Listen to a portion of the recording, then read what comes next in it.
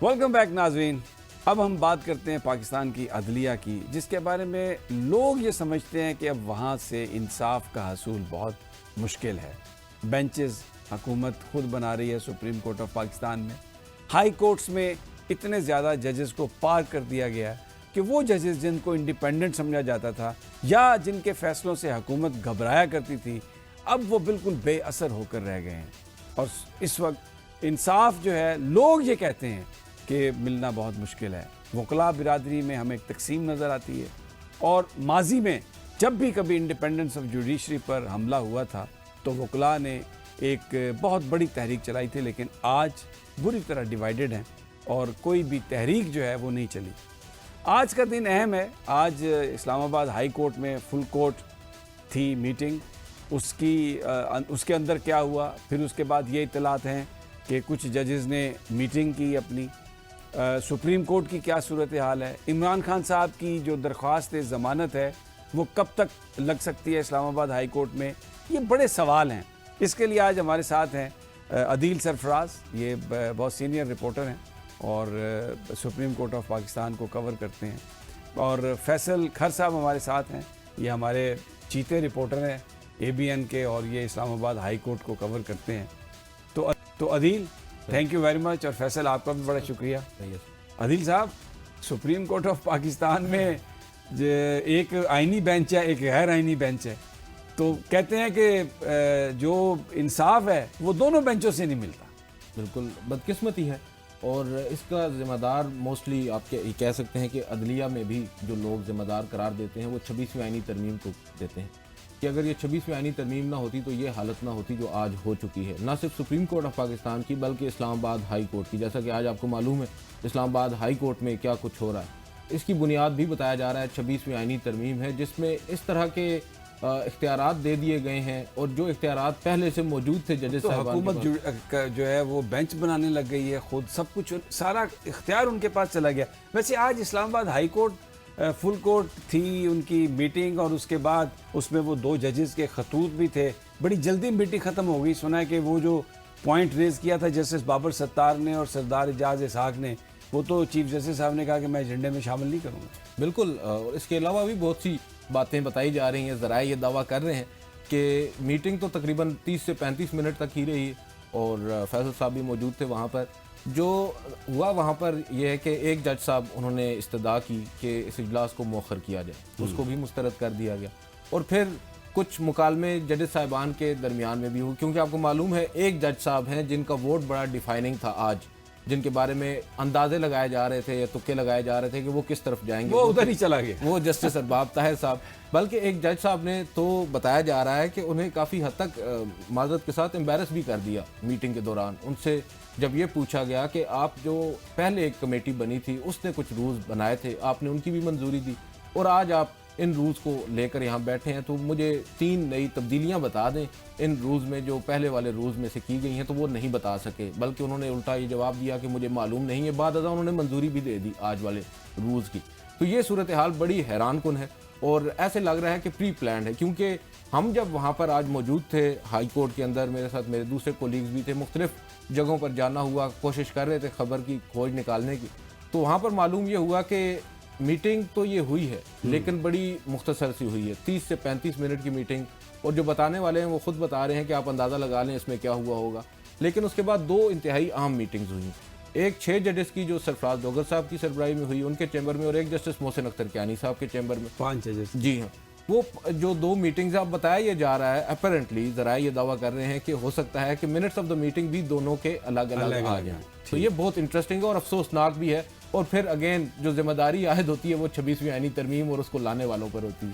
फैसल, बड़ा सवाल है एक सीधा कि ये इमरान खान साहब की दरख्वास्त ज़मानत, हुकूमती तो ये कहते हैं कि जी वो इतनी जल्दी अभी नहीं लगेगी, अभी वहीं पे आराम करें, आपको क्या वाइब्स आ रही हैं? सर 17 जनवरी को फ़ैसला दिया था जज एहतसाब अदालत के जज ने, और 25 जनवरी को तहरीक इंसाफ इस्लामाबाद हाई कोर्ट के अंदर आ गई थी। 25 जनवरी 2025 से लेकर आज हम सितंबर में बैठे हैं, 3 सितंबर है, और आज तक सिर्फ ज़मानत का केस समाअत के लिए एक कदम भी आगे नहीं बढ़ा। उस पर जो दलाइल हैं वो एक कदम भी आगे नहीं बढ़े। हमेशा अदालती रिवायात ये कहती हैं कि आपने जो ज़मानत के मुकदमात हैं उनको प्रायोरिटी बेस पर सुनना है।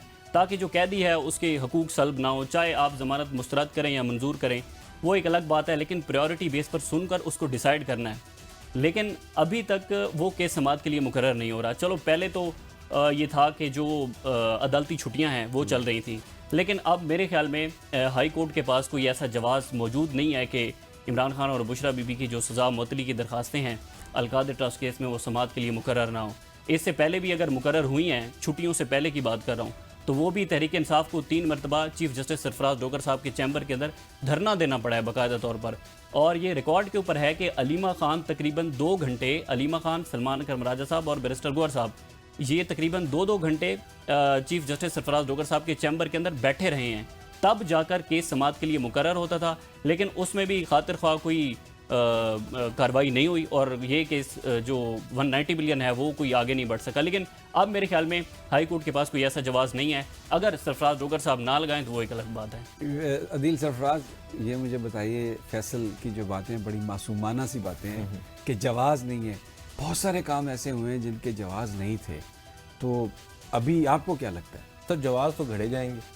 आज अगर रूल्स की मंजूरी दे सकते हैं एक ऐसे जज साहब जिन्होंने पहले दूसरे रूल्स की मंजूरी दी थी बगैर पढ़े, तो फिर कुछ भी हो सकता है। तो आज फिर जो मास्टर ऑफ रोस्टर है वो चीफ जस्टिस को बना दिया गया, कमेटी तो खत्म हो गई। बिल्कुल सर, इस्लामाबाद हाई कोर्ट में अब देखें बदकिस्मती ये है कि बड़े लर्नेड जज हैं जस्टिस सरफराज डोगर साहब, और इससे कबल जो ऑब्जर्वेशन गुज़िश्ता रोज़ आपने सुनी जस्टिस अमीन मिन्हाज साहब की, वो कहते हैं कि मैं जस्टिस मुनीब अख्तर की राय से इत्तेफाक करते हुए मास्टर ऑफ द रोस्टर समझता हूँ।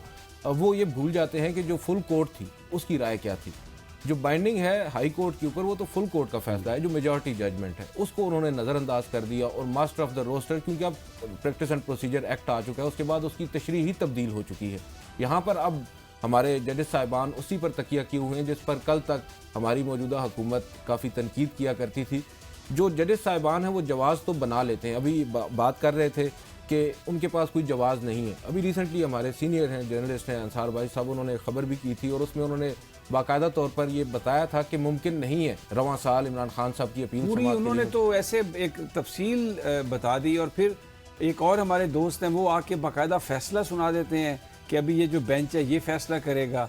कुछ और साहब हैं, एक और साहब हैं, वो भी आपके दोस्त हैं, वो पूरी जजेस की मूवमेंट नकलो हरकत बता देते हैं। लेकिन वो ये बताना भूल जाते हैं ना सर कि वो एक तो कोर्ट रिपोर्टर्स नहीं है, उनको बेसिक्स कुछ होता है, मालूम होना चाहिए कि जो सज़ा मुअत्तली की दरख्वास्त है और ज़मानत की दरख्वास्त है या अपील है उसमें बड़ा फ़र्क होता है। सज़ा मुअत्तली की दरख्वास्त को आप नहीं डिले कर सकते, तो इसे आपने फौरी तौर पर फौरी तौर पर रिलीज। और इसके अंदर एक एग्जाम्पल भी है, वो हमारे सीनियर्स अक्सर भूल जाते हैं। अभी रिसेंटली 9 मई के केस में थाना रमना के ऊपर गालबन हमला हुआ था, फैसल साहब करेक्ट करेंगे, उसमें जो इस्लाही दहशतगर्दी की अदालत है उसने सज़ा सुनाई, अपीलें, सज़ा मुअत्तली की दरख्वास्तें आई, अपीलें भी थी, सज़ा मुअत्तली की दरख्वास्तें थी। ना सिर्फ सज़ा मुअत्तली की दरख्वास्तों पर फैसला हुआ बल्कि मरकजी अपीलों पर 10 दिनों के अंदर फैसला हुआ और बरी कर दिया गया। 2 समातों के अंदर बरी किया गया और वो जस्टिस खादिम सुमरो और जस्टिस आजम खान साहब ने बरी किया, और वो सज़ा मुअत्तली की दरख्वास्त से भी समाअत के लिए मुकर्रर हुई और उसके बल्कि उनको बरी किया।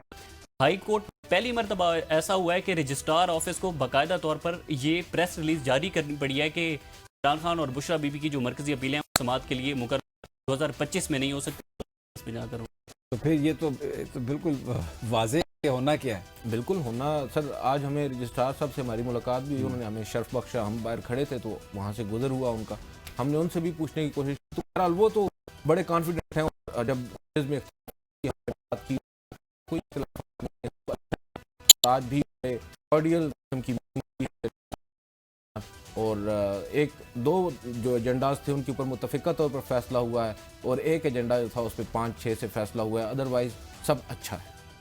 अच्छा, एक चीज़ बड़ी हम देखते हैं कि इंडिपेंडेंस ऑफ जुडिशरी पे हमेशा वकला जो थे वो पहले इस मामले में यूनिटी वो उनकी नज़र आती थी, लेकिन इस दफ़ा एहसन भून साहब और आज़म नज़ीर तारड़ साहब ने अपनी सरकार को बेहतर पोजीशन में लाने के लिए जो अदलिया के अंदर जो एक डिवीज़न क्रिएट की है, अभी तक तो वो मेंटेन है, लेकिन अब इलेक्शन आने वाले हैं बार काउंसिल के, सर वो बार्स के, इंडिपेंडेंट ग्रुप है, आपको मालूम है, अब वो इतना इंडिपेंडेंट रहा नहीं है। आपको मालूम तो है आसमा जहांगीर हुमा साहिबा का ये ग्रुप था, और अब ये वो ग्रुप है जिसने हमेशा लीड किया है वकला तहरीक को भी फ्रंट फुट से। और इसके अलावा प्रोफेशनल ग्रुप है, हामिद खान साहब जिसको लीड करते हैं। अब हामिद खान साहब की भी बदकिस्मती ये है कि जिन वकला पर उन्होंने ट्रस्ट किया, उन्होंने उनको डिच कर दिया बकौल उनके चैम्बर में बैठ के जिन्होंने वादे किए, जब वो मुंतखब हो गए तो उन्होंने उनके मुखालिफ राय दे दी और फैसले कर दिए। अब यहाँ पर सूरत हाल आपकी बिल्कुल बात दुरुस्त है कि जो वकला साहिबान हैं, चाहे जजेस साहिबान के ऊपर तनकीद हो या उनके खिलाफ रियासती कोई फ़ैसले हों, जैसा कि काजी फाइज़ साहब का मामला है या मुख्तलिफ मामलात हैं, हमने देखा है कि हमेशा वकला खड़े होते हैं उन जजेस साहिबान के साथ। मगर अब मसला मुख्तलिफ हो चुका है। अब जो वकला जिन्होंने तहरीक चलानी है वो खुद इस सिस्टम का हिस्सा बन चुके हैं, इस रजीम का हिस्सा बन चुके हैं, वो खुद बेनिफिशरी बन चुके हैं। वो कैसे तो फिर इस सिस्टम ना को ही चैलेंज समझिए करें? फैसल। बिल्कुल बिल्कुल सर ऐसे है। और ये जो मामला आदिल सरफराज साहब बता रहे हैं, अगर इसको हाई कोर्ट की बार के साथ और हाई कोर्ट के जजेस के साथ देखा जाए तो मेरे ख्याल में जब हाई कोर्ट के 6 जजेस ने ख़त लिखा तो उस वक्त की बार के जो सदर थे रियासत अली आज़ाद साहब, वो हाई कोर्ट के जजेस के साथ खड़े हुए। उन्होंने जजेस को अपनी बार के अंदर इनवाइट भी किया। जस्टिस तारिक महमूद जहांगीरी, जस्टिस मोहसिन अख्तर कियानी ने वहाँ पर जाकर बाकायदा तौर पर खिताब किया। और अब अगर देखा जाए, अब जो इस्लामाबाद हाई कोर्ट के जो बार के सदर हैं उनको देखा जाए तो उन्होंने बाकायदा तौर पर एक मीडिया से गुफ्तगू की है, जिसके अंदर उन्होंने कहा है कि हाई कोर्ट के जजेस की जो है वो रोटेशन होनी चाहिए और 27वीं तरमीम आनी चाहिए, जिसमें मकसद ही यही है कि बल्कि इस्लामाबाद जो हाई कोर्ट बार के सदर हैं वो तो जीते किसी और नारे पे थे और अब कुछ और कर रहे कुछ हैं। और कर रहे हैं। बहरहाल बहुत बहुत शुक्रिया आपका। मैं तौहीन अदालत का मुर्तकब नहीं होना चाहता, लेकिन लोगों की जो तवक्कुआत थी, जो लोगों को उम्मीदें थी, उस हवाले से उनको बहुत मायूसी हुई है। और ये था आज का प्रोग्राम।